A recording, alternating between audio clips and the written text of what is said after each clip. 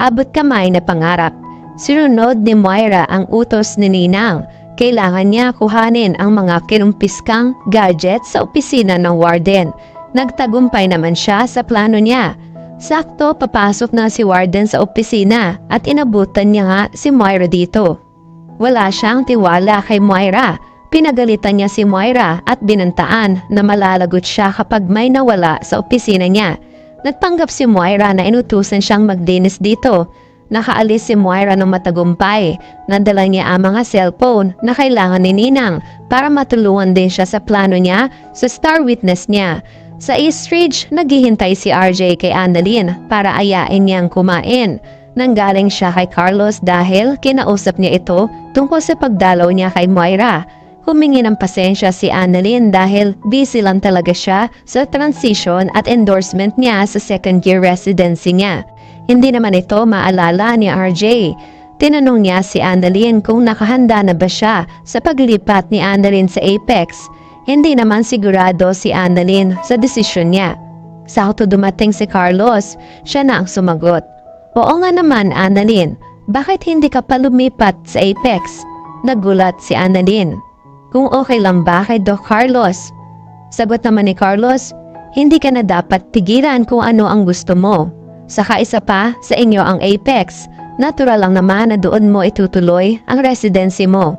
Natuwa at payag si RJ. Oo nga, doon mas makakasama mo sina Zoe at Justin at pati na rin ako. Sa mga mata ni Annalyn, ayaw niyang lumipat sa Apex. Nandududa siya sa plano ni Carlos dahil sigurado siya kapag wala na siya sa East Ridge, malaya na siyang magagawa ang pananakit sa nanay niya kapag mainit ang ulo niya. Ayaw niyang iwan ang nanay niya rito. Hindi maisumbong ni Annalyn ang mga nangyari sa tatay niya dahil baka mag-away na naman ang tatay niya pati na rin si Doc Carlos. Maingat siyang sumagot. Sige po, pag-iisipan ko po yan. Pero sa ngayon, kung ano ang naipangako kong katungkulan dito sa East Ridge bilang doktor ay tatapusin ko. Saka ko na po iisipin ang paglipat kapag handa na po ako. Nilipat niya ang atensyon sa tatay niya. Tay, magkita na lang po tayo mamaya. Pagkatapos po ng duty ko, puntahan na lang po kita. Ayoko naman po na maghintay kayo dito kasi baka mainip lang kayo. Pumayag naman si RJ. Sige anak, magkita na lang tayo mamaya. Nagpaalam na si RJ kina Annalyn at Carlos. Ganon din si Annalyn. Nagpaalam na rin siya kay Doc Carlos para ipagpatuloy ang duty niya. Nakatitig lang si Carlos kay Annalyn habang paalis ito. Maya-maya nga ay natapos na ang duty ni Annalyn. Nagpunta na siya sa Apex para makapangkita sa tatay niya. Sa pagmamadali niya, nakabanggaan niya si Dax. Nakamask ito. Hindi kilala ni Annalyn ang nakabangga niya, pero kilala siya ni Dax. Nabanggit nito ang pangalan ni Annalyn. Nagulat naman si Annalyn dahil kilala siya ng lalaking nakabangga. Kilala niyo po ako? Nabigla si Dax. Nagdahilan na lang siya. Oo naman. Sikat na sikat ka kaya. Ikaw ang pinakabatang doktor at ang batang genius. Napata mo na lang si Annalyn at umalis na rin siya. Nakahinga naman ang malalim si Dax dahil nalusutan niya si Annalyn. Mabuti na lang nakamas ako. Kung hindi, makikilala niya ako na ako ang nanloob sa bahay ng nanay niya. Andito lang naman ako para dalawin ang crush ko. Sa paglibot-libot ni Dax, hindi niya makita si Zoe. May dala siyang mga bulaklak. Pinaabot niya ito sa nursing station para makarating kay Zoe.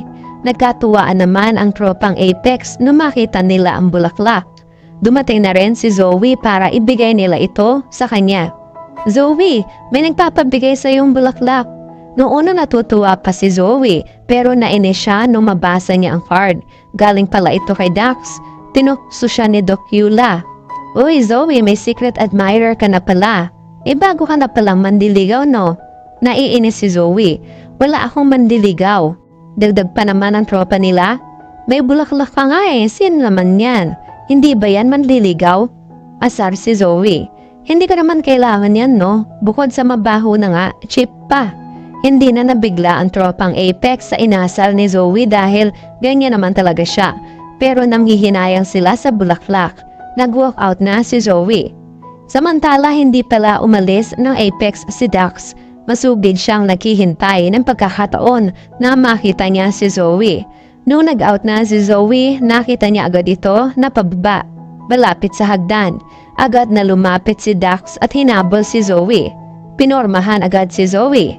Hi Zoe, good evening. Pwede ba tayong lumabas? Nagulat si Zoe at nagalit. Hoy Dax, ikaw ang nagbigay ng mga bulaklak? Huwag mo na yun uulitin dahil nangangati ako. Huwag ka na rin magpapakita dito dahil naiirita ako sa'yo. Kinikilig naman si Dax. Gusto lang naman kita makita at makasama. Nadidiri pa rin si Zoe.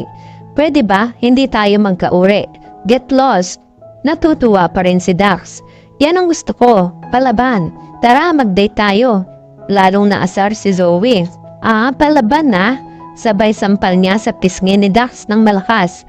Nagulat si Dax at nagpantigan-tenga niya sa galit. Binalikan niya si Zoe. Hinila ang braso. Ano ba? Nanggigigil ako Baka nalilimutan mo. May alam ako tungkol sa'yo. Sakto napadaan si Justin. Nasilip sila sa hagdan at narinig ang pagtatalo nilang dalawa. Matapang si Zoe. Alam mo, hindi ako natatakot sa iyo. Ikaw ang matakot. Kaya din kitang ipatumba. Nang laki ang mga mata ni Dax, galit na galit siya. Bago mo ako ipatumba, ipakukulong muna kita. Baka nalilimutan mo, ako ang star witness laban sa nanay mo. Kahit anong oras, pwede kita ilaglag. Wag mo ko susubukan. Bigla namang natakot si Zoe. Naalala niya na si Dax ang naglaglag sa mami niya, kaya nasa kulungan ito ngayon. Naging nakakaawa agad ang reaksyon ni Zoe. Wag Dax, wag mo ako isusumbong. Natatawa na si Dax dahil natakot na niya si Zoe. Matatakot ka rin pala kaya dapat sumunod ka sa mga gusto ko. Hindi na makakibo si Zoe. Natatakot siya, pero ayaw naman niyang makapag-date kay Dax. Patuloy naman ang pakikinig ni Justin sa ibaba. Pilit niyang pinakikinggan ang pinag-uusapan ng dalawa. Hindi malinaw, pero kumuha siya ng cellphone at kinuhanan ng video ang dalawa. Samantala, dahil nagawa na ni Moira ang pinag-uutos ni Ninang, ibinigay na niya lahat ng mga cellphone na nakumpiska ng pulis. Sabi ni Ninang, magaling ka naman pala O sige, ano ba ang gusto mong ipagawa sa akin? Sumagot naman agad si Moira. Gusto kong ang star witness sa kaso ko para mapabilis na ang paglabas ko dito. Hindi nila alam na aamoy na sila ni Madam Lotus at natunugan. Nakasilip na si Madam Lotus sa dalawa at naririnig ang pinag-uusapan. Sumagot si Ninang, yun lang ba? Napakadali lang naman pala ng pinapagawa mo. Kayang-kaya yan. Abangan mo na lang ang balita. Sigurado, mawawala na ang sakit sa dibdib mo. At yan ang mga pakakaabangan natin sa abot kamay na pangarap. Please like this video and please subscribe to my channel.